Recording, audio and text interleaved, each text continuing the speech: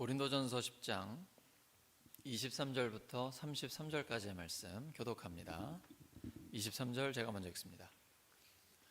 모든 것이 가하나 모든 것이 유익한 것은 아니요 모든 것이 가하나 모든 것이 덕을 세우는 것은 아니니 누구든지 자기의 유익을 구하지 말고 남의 유익을 구하라. 무릇 시장에서 파는 것은 양심을 위하여 묻지 말고 먹으라. 이는 땅과 거기 충만한 것이 주의 것임이라. 불신자 중 누가 너희를 청할 때에 너희가 가고자 하거든 너희 앞에 차려놓은 것은 무엇이든지 양심을 위하여 묻지 말고 먹으라. 누가 너희에게 이것이 재물이라 말하거든 알게 한 자와 그 양심을 위하여 먹지 말라. 내가 말한 양심은 너희의 것이 아니요 남의 것이니 어찌하여 내 자유가 남의 양심으로 말미암아 판단을 받으리요. 만일 내가 감사함으로 참여하면 어찌하여 내가 감사하는 것에 대하여 비방을 받으리요. 그런즉 너희가 먹든지 마시든지 무엇을 하든지 다 하나님의 영광을 위하여 하라. 유대인에게나 헬라인에게나 하나님의 교회에나 거치는 자가 되지 말고 함께 읽습니다. 나와 같이 모든 일에 모든 사람을 기쁘게 하여 자신의 유익을 구하지 아니하고 많은 사람의 유익을 구하여 그들로 구원을 받게 하라. 아멘. 복음과 공동체 9번째 시간 생활 영성이라는 제목으로 하나님의 말씀 전하겠습니다. 오늘 먹든지 마시든지 무엇을 하든지 하나님의 영광을 위하여 하라라는 말씀이 있습니다. 하나님 영광 위해서 한다는 게 가장 의미 있고 가치 있고 또 행복한 삶이죠. 하나님이 하나님의 형상대로 사람을 지으셨을 때는 목적이 있습니다. 그냥 의미 없이 먹고 살다가 죽을 때 그냥 돌아가는 이 정도가 아니라 이 땅에 보내신 목적은 하나님의 영광을 위해 살아가는 것입니다. 그러면 왜 먹고 마시는 얘기가 나올까요? 그 앞부분에 보시면 성만찬 이야기가 나와요. 우리가 다음 주일에 성만찬을 할 텐데 주님의 떡을 나누는 것은 주의 몸을 함께 하는 것이고 또 주님의 피를 나누는 것은 우리가 주님의 피에 함께 참여하는 것이죠. 그런데 그때 당시에는 우상을 섬기고 귀신한테 제물을 바치면서 제사를 드리는 게 있습니다. 먼저 거기에다가 제물을 바치면 그 고기를 시장으로 가져와서 정육점에서 고기를 파는 거예요. 그러니까 사실 그때 당시에는 고기를 먹기도 굉장히 어려워요. 큰 축제가 있거나 어떤 잔치가 있으면 간신히 한번 먹는데 그 고기가 다 먼저 우상에게 귀신에게 바쳐졌다가 시장으로 나오는 거예요. 예수님 믿는 사람들이 이 제사상에 올라갔던 거 먹어야 돼요? 말아야 돼요? 먹을 수도 있고 안 먹을 수도 있고 자유예요. 예수님을 믿는다는 것은 자유함입니다. 주는 영이시니 주의 영이 계신 곳에는 자유가 있습니다. 모든 것이 주님의 것이기 때문에 우상에게 올라갔건 귀신한테 바쳤건 그건 우리랑 아무 관계도 없고 아무것도 아니에요. 그건 그냥 우리가 감사함으로 먹으면 다 피가 되고 살이 됩니다. 괜찮습니다. 먹어도 돼요. 그런데 불신자가 집으로 초대를 했어요. 초대해서 손님이 왔으니까 굉장히 좋은 거를 고기를 잘 해가지고 수육을 했는지 뭔지 모르겠지만 가지고 왔어요. 근데 딱 가져오면서 하는 말이 이거 귀신한테 바쳤던 거예요. 우상에게 제물로 바쳤던 거예요. 먹어야 돼요? 말아야 돼요? 나는 먹을 수 있어요. 다 주님의 것이니까. 내가 이걸 먹으면 이 사람 예수 잘 믿는 사람이라고 생각했는데 이 사람도 우상에게 바쳐졌던 고기를 먹네? 에라 모르겠다. 고기 먹기도 힘든데 나도 먹어야 되겠다. 이러면서 이 사람이 신앙을 잃어버릴 수가 있습니다. 왜냐하면 꺼림칙한데 먹는 거예요. 내가 먹음으로 인해서 신앙적 양심이 연약한 사람, 아직은 이거 먹으면 안 될 것 같은데 이러면서 믿음이 좀 부족하고 초신자인 분이 흔들릴 수가 있단 말이에요. 이때는 먹어야 돼요? 말아야 돼요? 말아야 돼요. 나는 먹을 수 있지만 절제하는 거예요. 다른 사람을 위해서. 연약한 사람, 초신자, 아직 예수님 안 믿는 사람, 우리가 이렇게 함께 예배 드리면 다 예수 믿는 게 아니잖아요. 아직 예수님 안 믿는 분들도 계시거든요. 그분에 대한 배려를 해야 되는 거예요. 내가 할 수 있다고 해서 늘 하던 대로 하는 게 아니라 나는 자유롭지만 다른 사람을 구원하기 위해 절제하는 것이죠. 이게 하나님의 영광을 위해서 하는 겁니다. 그러니까 신앙생활 오래 하신 분들, 그리고 하나님과 늘 경험하고 하나님과 동행하는 사람들은요, 자유가 있어요. 뭐든지 할 수 있어요. 하지만 아직 예수님 믿지 않는 분, 새 가족을 위해서 절제를 해야 돼요. 그래야 그 사람들을 살릴 수 있고 그 사람들에게 유익을 줄 수 있다고요. 바울은 지금 이렇게 살고 있고 그러면서 자기를 본받으라고 말합니다. 내가 그리스도를 본받는 것처럼. 예수님이 어떻게 사셨습니까? 하나님이 사람이 되어 오셨습니다. 여러분, 세상에 어떤 종교에도 이런 하나님이 있습니까? 저희들이 비교 종교와 공부해 보지만 없어요. 이슬람교, 힌두교, 불교 어디에도 하나님이 사람을 구원하기 위해서 하나님의 자리를 버리고 사람이 되어 오신 그런 하나님, 신은 없어요. 그분이 예수님이에요. 하나님은 전능하신 하나님, 모든 걸 다 하실 수 있는 분인데 다 내려놓고 사람이 되어 오셨어요. 우리를 구원하시기 위해서.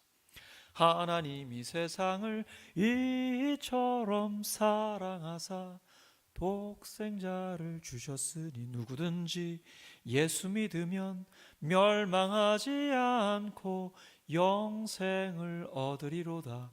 요한복음 3장 16절. 하나님이 세상을 이처럼, 이게 영어에 보면 so that으로 돼 있어요. 너무 사랑해서 말로만 사랑한 게 아니고 예수님의 생명을 내어주셨어요. 내가 그 정도 가치 있는 존재입니까? 내가 그렇게 잘난 게 있어요?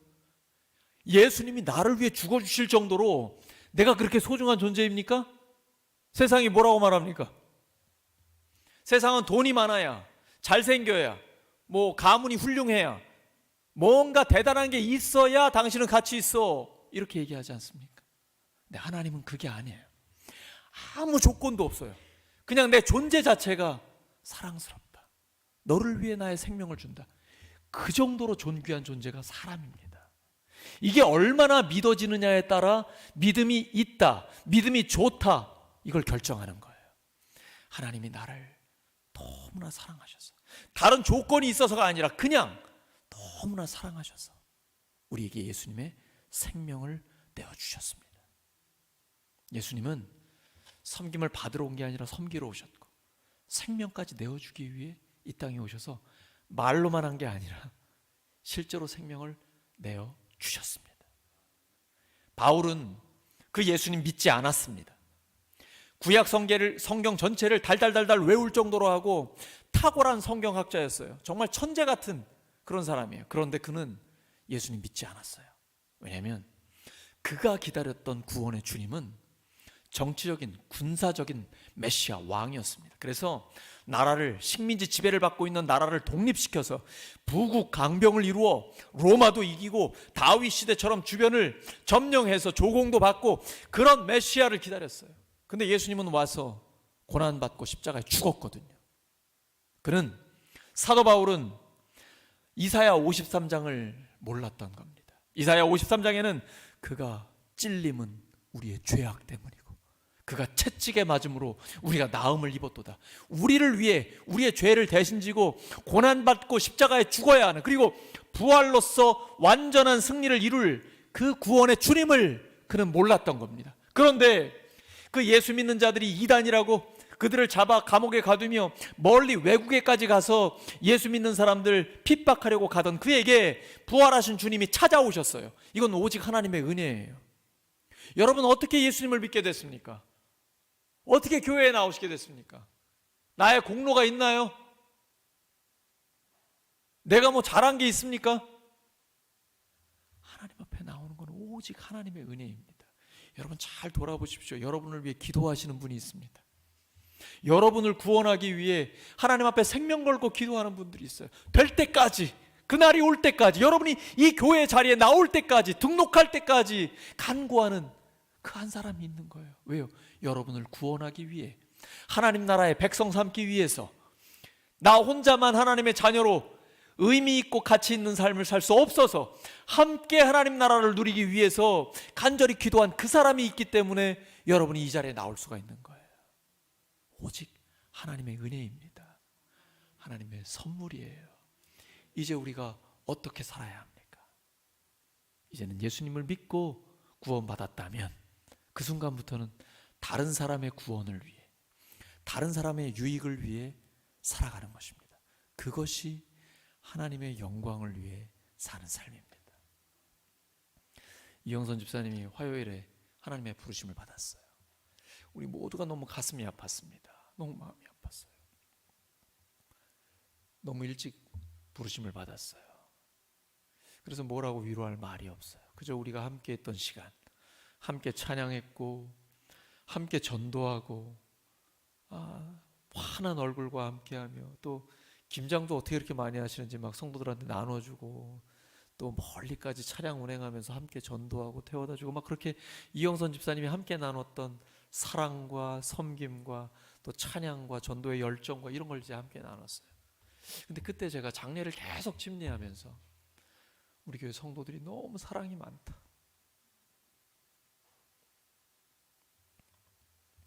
그 자리를 다 지키면서 마치 내 가족인 것처럼 함께 그 자리에 있으면서 슬픔을 나누는 그 장면, 그게 바로 하나님의 나라입니다.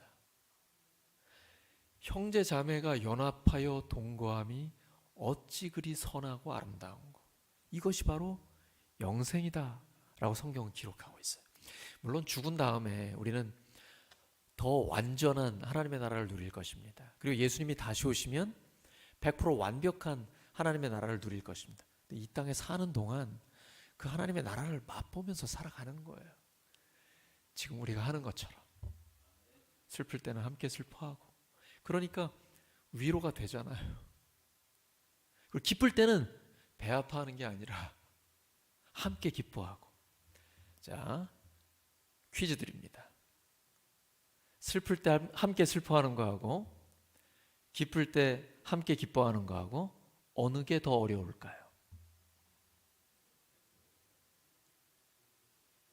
슬플 때 함께 슬퍼하는 겁니까? 기쁠 때 함께 기뻐하는 겁니까? 어느 게 더 어려워요? 아시는군요. 슬플 때 눈물 흘리는 건 웬만하면 다 합니다. 장례식 가서 기뻐하는 사람 제가 본 적이 없어요. 근데 친구가 엄청 잘 됐어요. 친구의 자녀들이 굉장히 좋은 대학 가고 막 연봉이 엄청나게 높아요. 어때요? 아, 축하해! 겉으로만? 속으로는 막 배가 아프고 이러지 않아요? 아니죠.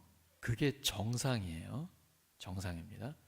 근데 분명히 둘 중에 더 어려운 게 있어요. 기뻐하는 걸 보고 함께 기뻐하는 거예요.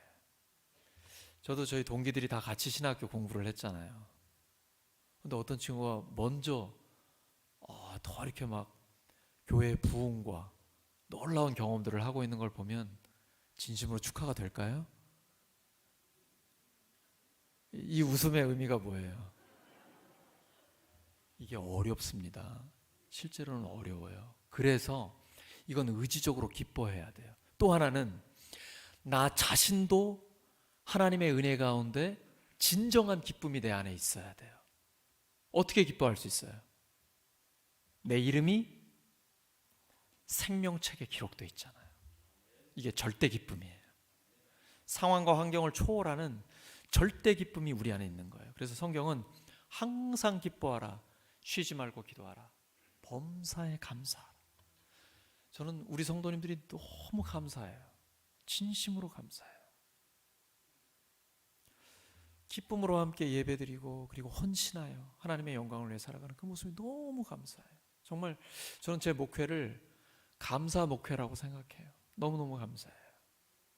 근데 우리가 지금 시작입니다. 맛보기예요. 앞으로 더 놀랍게 하나님의 역사를 경험할 것입니다. 우리에게는 절대 기쁨이 있어요. 우리의 이름, 예수님을 믿는 우리의 이름이 하늘나라에 기록되어 있기 때문입니다.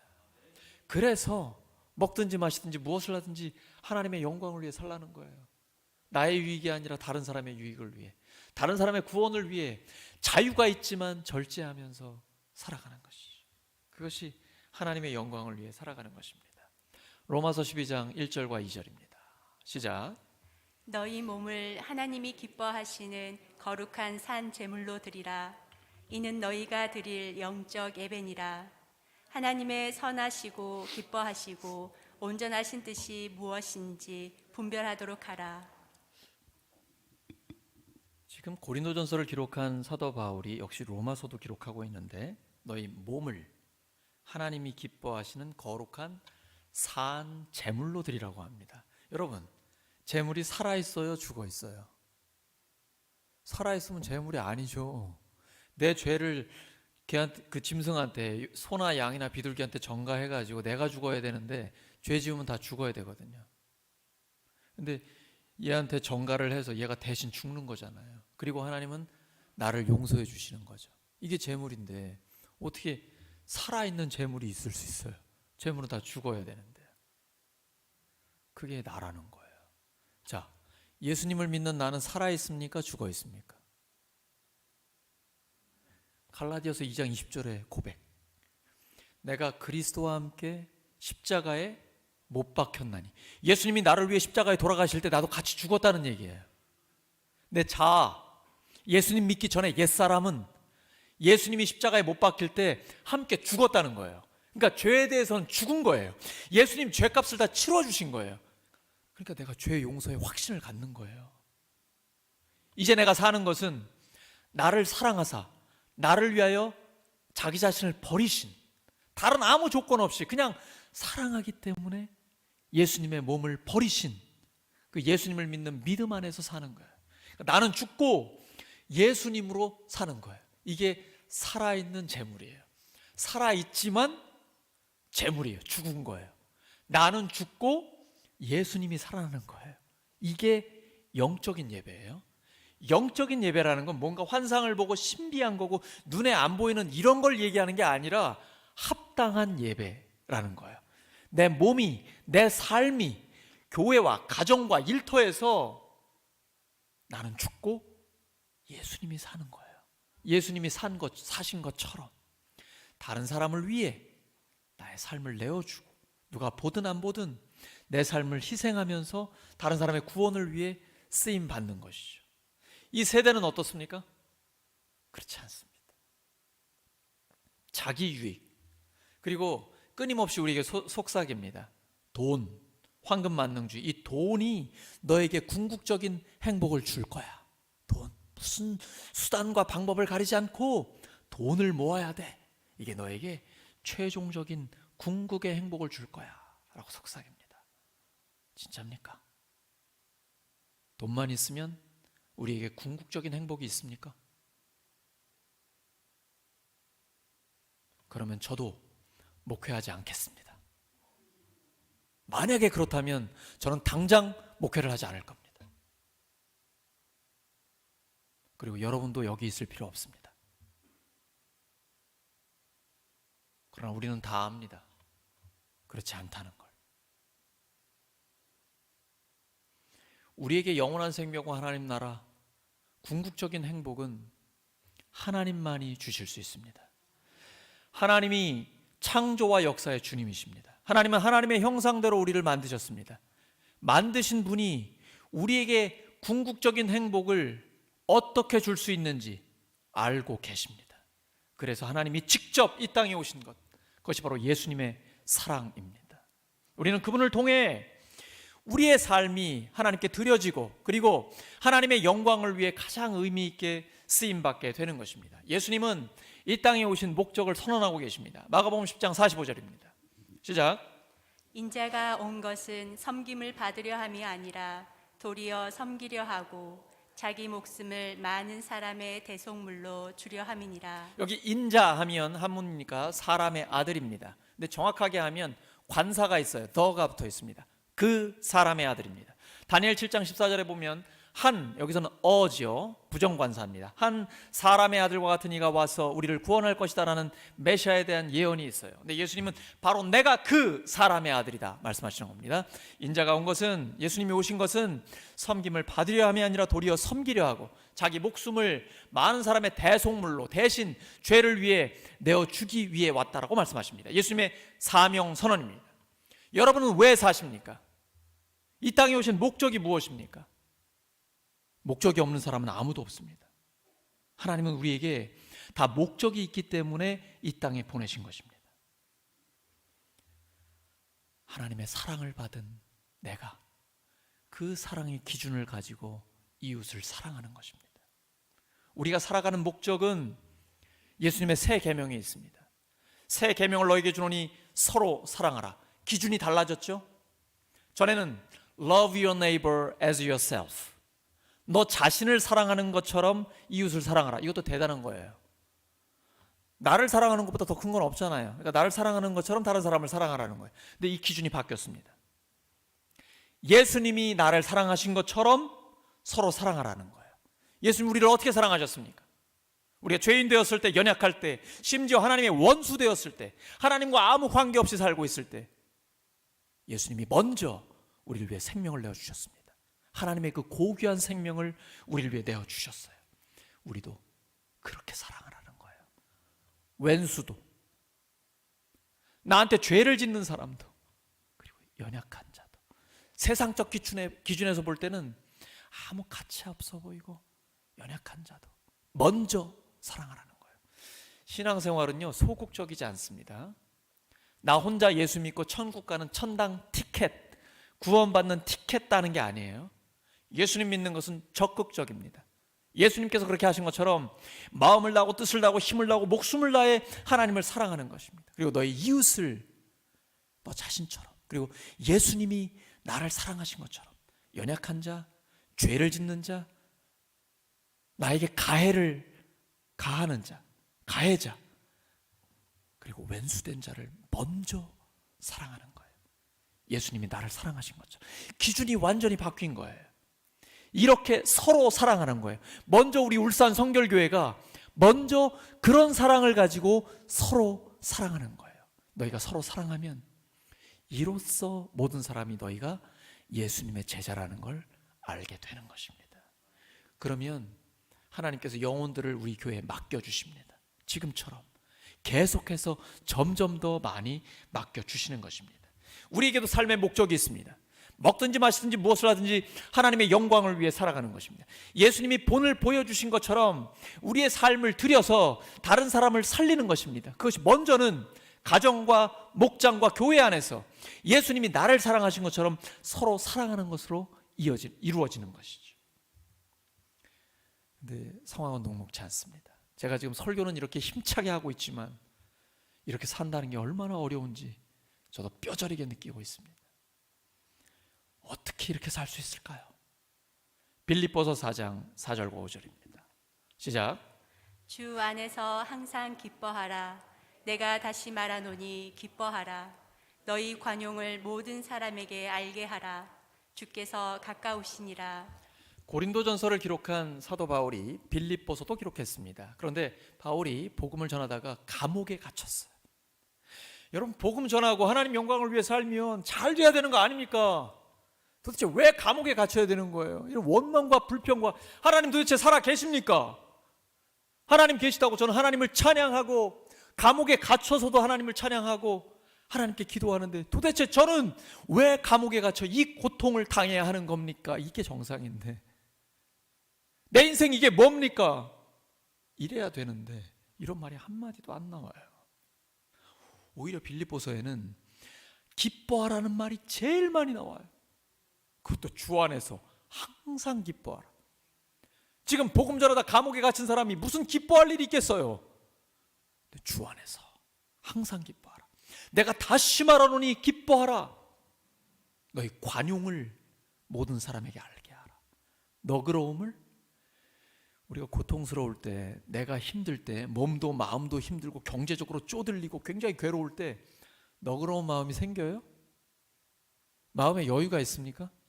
내 코가 석자인데 무슨 여유가 있어요. 제가 요즘은 좀 여유가 있죠. 제가 막 교회 부임했을 때 무슨 여유가 있어요. 내 코가 석자인데 교회에 적응해야 되는데 빨리.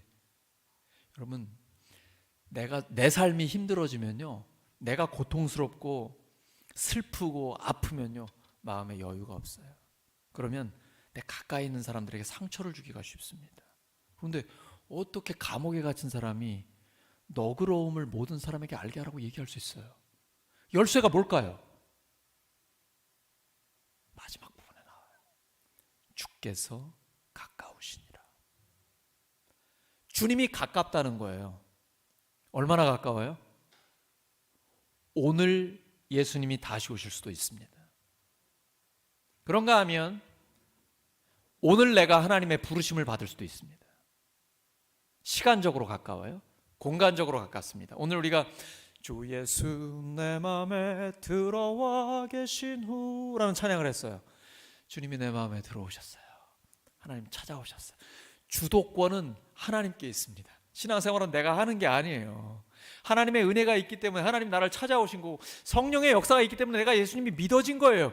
주 예수 내 맘에 들어와 계신 후 변하여 새 사람 되고. 주님이 내 마음에 들어오면 내가 변화되게 되어 있다니까요.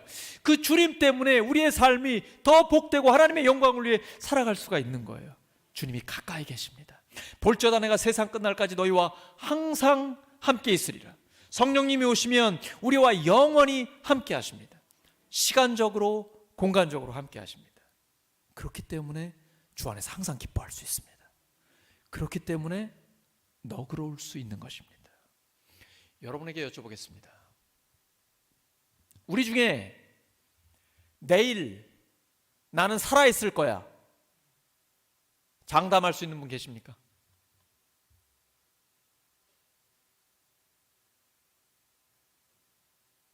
우리 중에 내일 나는 확실히 살아있을 거야,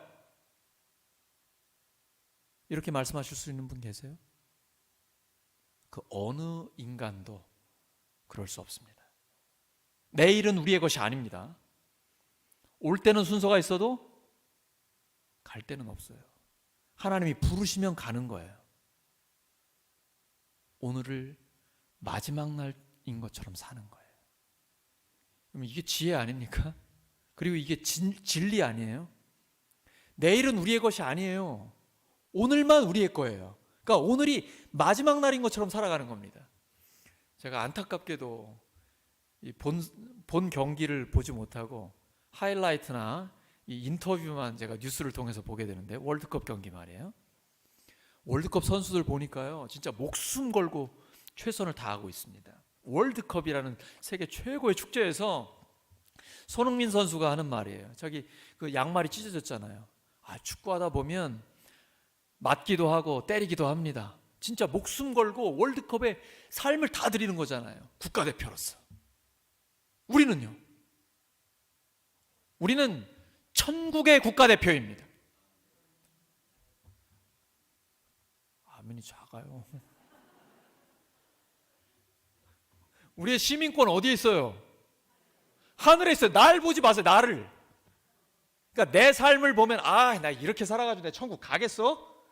이거 나를 보면 아무도 못 가요. 목사도 못 가요. 그 누가 하나님 앞에 죄 없다 말할 수 있겠습니까? 사도 바울도 오라 나는 공고한 자로다. 누가 이 사망의 몸에서 나를 건져내랴. 내가 마음으로는 하나님의 법을 행하고 싶은데 여전히 나에게 죄가 있다. 이 정직한 사람은 다 이렇게 고백합니다. 하나님께 가까이 가면 가까이 갈수록 내 죄가 드러나게 돼 있어요. 그러나 그리스도 예수 안에서 하나님께 감사하리로다. 내가 마음으로는 하나님의 뜻을 행하고 몸으로는 여전히 죄를 짓고 있지만, 그러나 죄에 대해서는 죽고 하나님께 대해서는 살아있다. 나를 보면 천국 갈 사람 아무도 없어요. 그러나 믿음의 주요 온전케 하시는 이인 예수님을 바라보십시오. 예수님이 우리의 모든 죄를 십자가에서 해결해 주셨습니다. 그리고 부활로 죽음의 문제를 완전히 끝내주셨어요. 예수님 믿는 사람은 하나님의 자녀가 됐습니다. 천국이 이미 우리의 것입니다. 그리고 구원받은 하나님의 자녀로서 살아가는데 이 땅에 남겨두신 목적이 있어요. 천국의 국가대표로서 하나님의 영광을 위해 살아가라는 것이에요. 그렇게 사는 우리 모두가 되기를 예수 그리스도의 이름으로 축원합니다. 고린도전서 10장 31절입니다. 시작. 그런즉 너희가 먹든지 마시든지 무엇을 하든지 다 하나님의 영광을 위하여 하라. 이 말씀 다 외우시잖아요.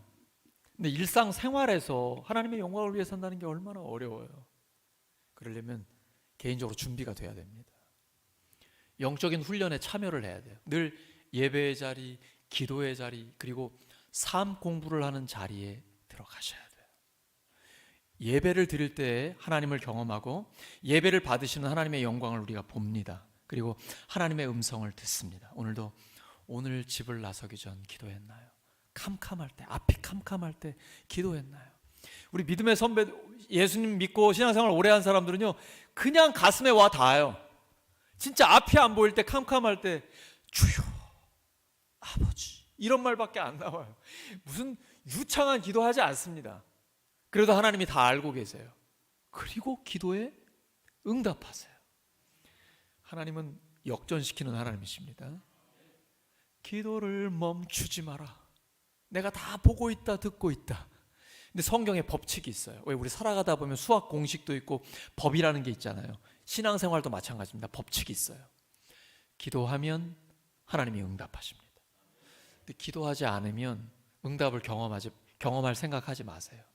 왜냐하면 신앙생활에는 법칙이 있어요. 이 성경적인 법칙이 기도하면 하나님이 응답하세요. 요한복음 15장 7절이죠.